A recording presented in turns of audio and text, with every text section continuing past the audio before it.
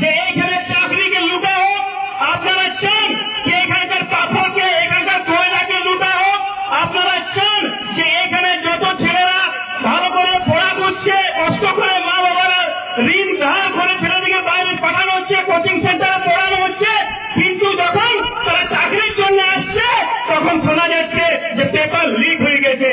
আপনার এই ধরনের সরকারকে চান কি এমন সরকারকে চান যে ছেলে যোগ্য হবে তার জন্য চাকরি যেমন নির্ধারিত থাকে, সেরকম সরকারকে আমরা চাই।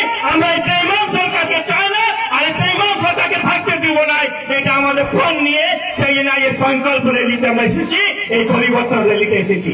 আপনারা দেখেছেন যে কেমন ভ্রষ্টাচারের সরকার, নিজে তো চোর, ও হচ্ছে পিএ তো ছেড়ে দেন, পার্সোনাল অ্যাসিস্ট্যান্ট, পিএ যে চাকর, তার ঘরে রেড করছে, তার ঘরে কোটি টাকা ধার হচ্ছে।